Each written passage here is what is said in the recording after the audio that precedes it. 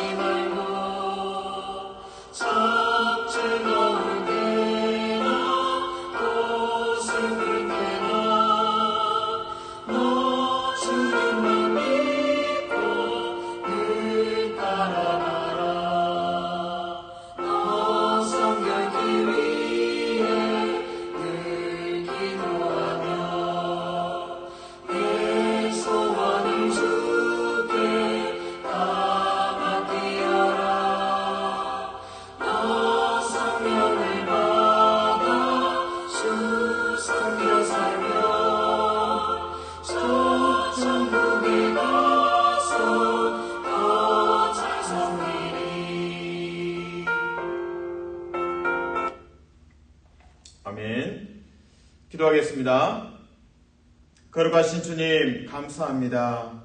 오늘 시편 82편 말씀을 통해서 우리의 재판장이 되신 여호와 하나님을 만나기 원합니다. 여호와께서 일어나시고 여호와께서 불의한 자를 심판하심을 주목하여 보기 원합니다. 주님, 우리는 복음의 메신저로서 주님의 부르심에 합당한 자로 살게 하여 주시옵소서.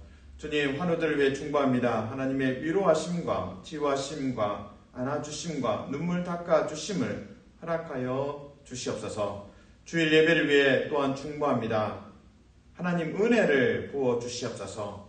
그리스도로 말미암은 구원의 은혜를 듬뿍 충만하게 풍성하게 넘치도록 부어주시옵소서. 예배할 때 우리 안에 기쁨이 있게 하시고 여호와의 얼굴을 보는, 여호와의 광채를 보는 복됨을 허락하여 주시옵소서. 예배로 인하여 우리 심령이 위로받고 치유받고 큰 하나님의 사랑 안에 기뻐하고 춤을 추게 도와주시옵소서. 예수님 이름으로 기도합니다. 아멘. 말씀은 시편 82편입니다. 1절에서 8절까지 교독합니다. 하나님은 신들의 모임 가운데에 서시며 하나님은 그들 가운데에서 재판하시느니라. 너희가 불공평한 판단을 하며 악인의 낫 보기를 언제까지 하려느냐. 가난한 자와 고아를 위하여 판단하며 고난한 자와 빈궁한 자에게 공의를 베풀지며 가난한 자와 궁핍한 자를 구원하여 악인들의 손에서 건질지니라 하시는도다. 그들은 알지도 못하고 깨닫지도 못하여 흑암 중에 왕래하니 땅의 모든 터가 흔들리도다. 내가 말하기를 너희는 신들이며 다 지존자의 아들들이라 하였으나 그러나 너희는 사람처럼 죽으며 보관에 하나같이 넘어지리로다. 하나님이여 일어나사 세상을 심판하소서. 모든 나라가 주의 소유이기 때문이니이다. 아멘. 2015년 1월에 캘리포니아에 위치한 스탠포드 대학 캠퍼스 인근에서 성범죄 사건이 있었습니다. 피의자는 당시 스탠포드 대학 재학 중이었고 또 수영 선수로서 상당히 가능성이 있었던 전도 유망한 청년이었습니다. 그러나 그가 술에 취한 채 피해자 여성이 이제 만취된 상태였는데요. 이런 범죄를 범했습니다. 근데 이 사건이 언론에서 크게 다루어졌습니다. 왜냐하면 그 판사의 어처구니 없는 그 형량 때문입니다. 이제 법정 최고형이 있습니다. 이 범죄에 대한 이제 법정 최고형은 14년입니다. 14년이고 그리고 이제 검사 측에서 요청한 그 형량은 이제 만 6년이었습니다. 6년. 근데 판사의 판결은 몇 년이었을까요? 판사의 이제 검사 측 이제 요구는 6년이었는데 판사의 이제 최종 결정은 6개월이었습니다. 감옥에 6개월이면 충분하다. 감옥이 아니라 사실은 이제 구치소에 사실상 이제 가게 됩니다. 그래서 이제 그 수영 선수였던 그리고 스탠포드 재학생이었던 그 남성은 이제 구치소에 갔는데 실상은 이제 6개월이 아니라 3개월만 이제 구치소에 감금되고 이제 빨리 이제 석방이 되었습니다. 상당히 이제 언론에서 이 일을 크게 다룰 수밖에 없죠. 법정 최고형은 만 14년, 그리고 검찰 측에서 요구한 것은 만 6년. 근데 판사는 6개월을 형량을 판단을 했습니다. 그리고 실제로는 이제 3개월만 구치소에 있다가 자유의 몸이 되었습니다. 이런 어처구니 없는 상황이 이제 계속 언론에서 보도되고 많은 미국의 그 시민들이 분노했습니다. 아니 이 불의한 재판관은 반드시 퇴임시켜야 한다. 그래서 온라인 그 청원 운동을 해서 무려 100만 명이 서명을 했습니다. 얼마나 이제 시민들이 화가 났는지 이해하시겠죠. 100만 명이 서명을 했습니다. 결국 2018년에 그 판사, 불의한 재판관은 이제 퇴임할 수밖에 없었습니다. 그리고 그 구치소에 3개월 머물다가 이제 자유의 몸이 된 그 범죄자는 이제 성범죄자로 이제 기록이 계속 따라다니게 되었습니다. 제가 이제 이 사건, 수영 선수, 그 판사의 판단이 이렇습니다. 이제 왜 그렇게 가볍게 솜방망이 처벌을 했느냐? 이제 그 질문에 대해서 이 청년은 참 이 미래가 밝은 사람이다. 근데 이 한 번의 오점, 이 실수 때문에 그 미래를 망쳐서는 안 된다. 그 이제 청년이 그 가해자가 백인이었고요. 그 다음에 집안도 이제 중상류층에 좀 여유가 있는 집안이었습니다. 그래서 우리가 그런 표현을 씁니다. 유전, 무죄. 무전, 유죄. 그러니까 가난한 사람은 감옥에 가고 부유한 사람은 변호사 잘 써서 법망을 피하고 가볍게 처벌받거나 아예 이제 감옥에 가지 않는 그런 상황이죠. 근데 이 판사가 이렇게 가해자를 두둔하고 명문대학생이고 집안 좀 잘 살고 그리고 앞으로 수영선수로 아주 성공할 사람이고 그리고 술을 마셔서 술을 마셔서 실수했으니까 이번에 봐줍시다 하면서 이렇게 솜방망이 처벌을 했습니다. 그 판사는 결국 이제 2018년에 아웃 사임하게 됐습니다. 강제로 이제 사임한 거죠. 오늘 시편 82편 이제 비슷한 내용입니다. 불의한 재판관에 대한 내용입니다. 그래서 본문에서 이제 불의한 재판관에 대해서 하나님께서 심판하신다고 말씀하십니다. 특별히 이 불의한 재판관들이 이 가난한 자들, 그리고 궁핍한 자들, 또 고아, 이 소외 계층에 대해서 눈여겨보지 않는 거죠. 그들의 목소리에 대해서 경청하지 않고 오히려 악인들에게 유리하게 판단하는 것입니다. 재판하는 것이죠. 이 일에 대해서 오늘 이제 시편 82편은 써내려가고 있습니다. 근데 오늘 본문을 이해하는 열쇠가 하나 있습니다. 그것은 엘로힘이라는 히브리어 단어입니다. 엘로힘이라는 단어 이제 세 가지 정도로 분류할 수 있습니다. 그 해석이 첫 번째 엘로힘의 해석은 하나님, 여호와 하나님을 엘로힘이라고 합니다. 그리고 여러 신들, 이방의 여러 신들 할 때도 엘로힘이라는 단어를 씁니다. 그러면 질문이 생깁니다. 아니 어떻게 이 하나님과 다른 신들을 이렇게 구분할 수 있습니까? 문맥을 본문을 자세히 들여다보고 앞뒤를 잘 살펴보면 이거는 하나님 이야기구나. 하나님을 의미하는 엘로힘이다. 요거는 다른 신들을 의미하는 엘로힘이다. 이렇게 판단이 됩니다. 자, 엘로힘이 해석은 첫 번째 하나님 또는 신들, 신들입니다. 그리고 마지막 이 세 번째가 진짜 중요합니다. 오늘 본문에 세 번째 엘로힘의 해석은 재판관입니다. 그러면 하나님과 재판관 이게 어떻게 연결이 될까요? 재판관은 하나님의 대리자라는 맥락에서 엘로힘이 재판관으로 번역이 됩니다. 자, 그러면 질문이 생기죠. 아니 시편 오늘 82편 말고 다른 본문에서 엘로힘이 재판관으로 번역되는 경우가 있습니까? 예, 있습니다. 출애굽기 21장에 있고 또 22장에도 등장합니다. 저는 이제 21장, 출애굽기 21장의 경우를 말씀을 드리겠습니다. 엘로힘이 재판관으로 번역되는 것입니다. 자, 유대인 중에 한 명이 너무 가난해서 이제 자신이 이제 종살이를 하게 되었습니다. 그러면 7년째가 되면 자유의 몸이 됩니다. 근데 홀로 미혼으로 이제 종살이를 시작했는데 이 총각 좋은데 이 여인과 결혼하면 혼인하면 어떻겠는가? 주인이 이걸 이제 주선해 준 거예요.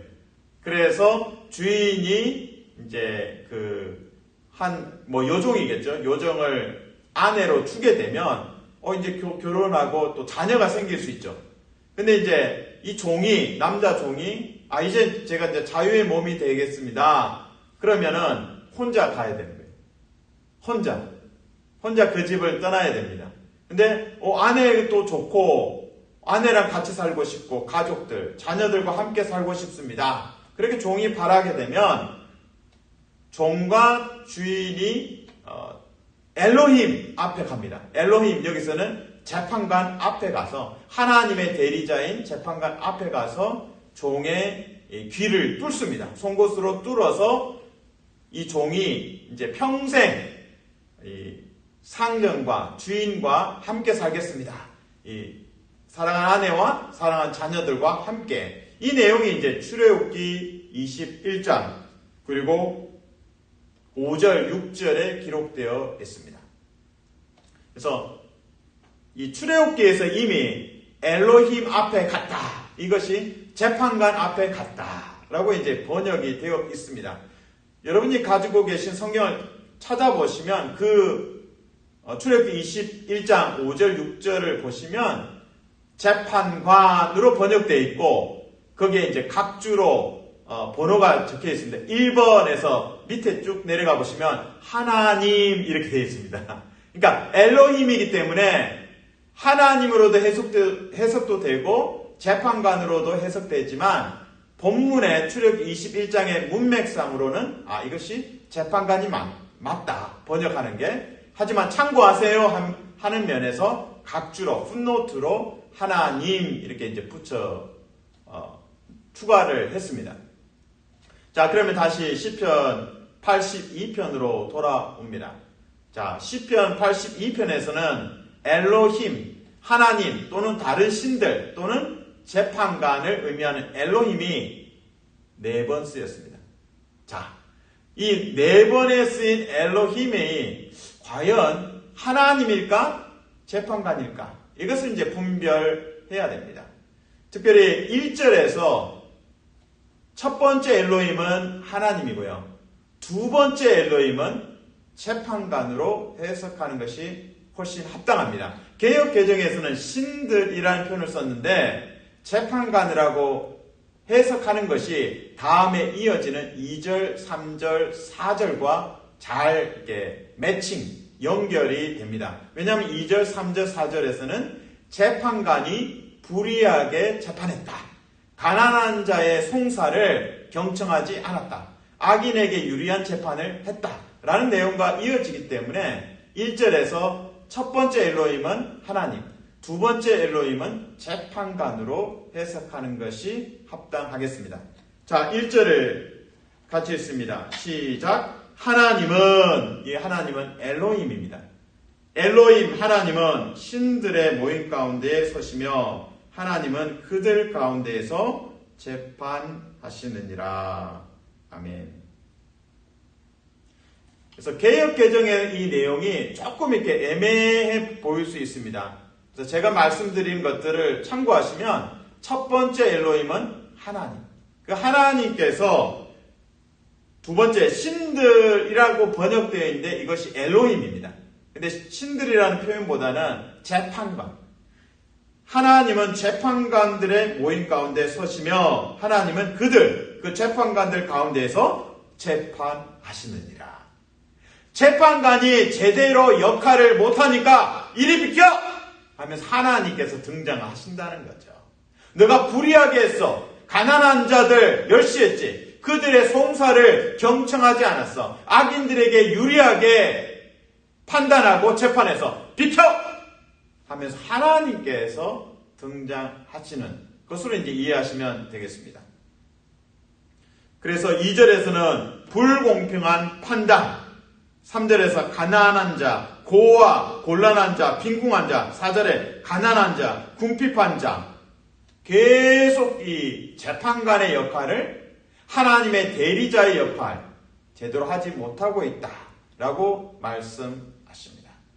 자, 그러면 이제 세 번째 엘로힘이 쓰인 것은 이제 6절입니다. 6절도 좀 주목해서 보실 필요가 있습니다. 6절을 같이 읽습니다. 시작. 내가 말하기를 너희는 신들이며 다 지존자의 아들들이라 하였으나. 너희는 신들이며 이 신들이 엘로힘의 번역입니다. 그러나 재판관이라고 번역하면 훨씬 더 문맥에서 매끄럽게 해석이 될 수 있습니다. 그래서 앞에 불의한 재판을 너희가 하고 있다. 너희가 정말 재판관이라고 하지만 하나님의 대리자로 임명을 받았지만 제 역할을 못하고 있다. 그 내용을 다시 6절에서 강조하고 있는 것입니다. 그래서 그 역할을 재판관이 제 역할을 못하면 죽어야지. 이건 7절입니다. 죽임을 당할 것이다.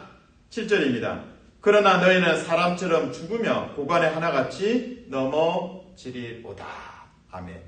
그리고 이제 8절에도 엘로힘이 있는데 그 엘로힘은 하나님입니다. 그러니까 요약하면 창세기 82장에서 엘로힘이 4번 쓰여 있고 2번은 그 엘로힘이 하나님에 대해서 번역되고요. 또 나머지 2번은 엘로힘이 이제 재판관에 대한 내용입니다. 그래서 하나님께서 불의한 재판관들을 보시고 너네들 비켜! 내가 재판하겠다. 내가 재판하겠다. 이것이 이제 주요한 내용입니다. 자, 8절을 읽어드립니다. 같이 읽습니다. 시작. 하나님이여 일어나사 세상을 심판하소서. 모든 나라가 주의 소유이기 때문이니이다. 결론은 하나님께서 심판해 주십시오. 하나님께서 임명하시고 하나님의 대리자로 세운 그 재판관들이 제 구실을 못하고 있습니다. 가난한 자를 업신여깁니다. 그들의 호소를 듣지 않습니다. 악인들의 말을 경청하고 악인들을 두둔합니다. 불의한 재판을 범하고 있습니다. 하나님께서 재판해 주십시오. 이것이 시인의 간청입니다. 그래서 하나님의 등장을 소원하면서 1절에서는 하나님께서 모임 가운데 서시며, 재판관들의 모임 가운데 서는 스탠드, 하나님께서 서십니다. 그리고 8절에서는 하나님께서 일어나십니다. 일어난다는 것은 무언가 하신다는 거죠. 이 불의한 재판, 하나님께서 심판하셔야 됩니다. 불의한 재판관은 벌을 주어야 되고 심판을 받아야 됩니다. 그런 메시지입니다. 자, 오늘 우리에게 적용합니다. 신약시대, 은혜의 시대입니다. 우리도 재판관처럼 하나님의 대리자의 사명을 받았습니다. 마치 그 왕이 암행어사를 임명하고 파송하는 것처럼 하나님께서 우리를 하나님의 대리자로 파송하십니다. 복음의 메신저로 파송하십니다. 우리 모든 그리스도인이 감당해야 될 것은 십자가 복음으로 인한 사명, 죄사함, 이 하나님의 판결을 온 열방에 땅끝에 전하는 것이 우리의 사명입니다. 우리가 재판관입니다. 하나님의 사랑의 메시지를 전해야 할 메신저의 사명, 증인의 사명, 그것이 오늘 우리에게 맡겨졌습니다. 그래서 우리가 내가 사랑하는 사람만 챙기고 내가 아끼는 사람만 사랑하고 좋아하고 섬기는 것이 아니라 가난한 사람도 궁핍한 사람도 고아도 과부도 그 모두를 향해서 하나님의 사랑과 하나님의 자비하심이 흘러가도록 해야 할 것입니다. 말씀을 맺겠습니다. 오늘 시편 82편은 하나님의 대리자로 임명받은 지도자들이, 재판관들이 불의한 재판을 합니다. 가난한 자를 업신여기고 그들의 호소를 경청하지 않습니다. 오히려 악인들의 말을 경청하고 악인들의 말에 유리하게 판결을 합니다. 하나님께서 말씀하십니다. 너희는 비켜라! 하나님께서 일어나시고 하나님께서 친히 심판하신다고 말씀하십니다. 우리는 신의 성품에 참여하는 자로 부르심을 받았습니다. 그것이 바로 복음입니다. 오늘 시편 82편에서는 하나님의 대리자가 재판관이었습니다. 오늘 우리에게 적용하면 하나님의 대리자는 복음의 증인입니다. 복음의 증인으로서 십자가로 인한 그 부활의 복음으로 모든 죄를 탕감받고 사면받았다는 그 복음을 기쁨으로 순종하며 전하시기를 주님의 이름으로 축복합니다. 아멘. 기도하겠습니다. 하나님 감사합니다. 우리는 하나님께서 보내신 복음의 증인입니다. 복음의 증인으로서 죄사함의 이 복음을 열방에 쉬지 않고 전하게 도와주시옵소서.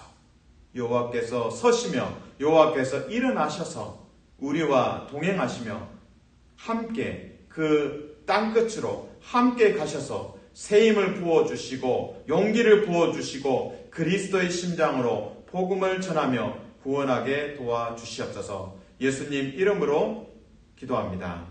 아멘.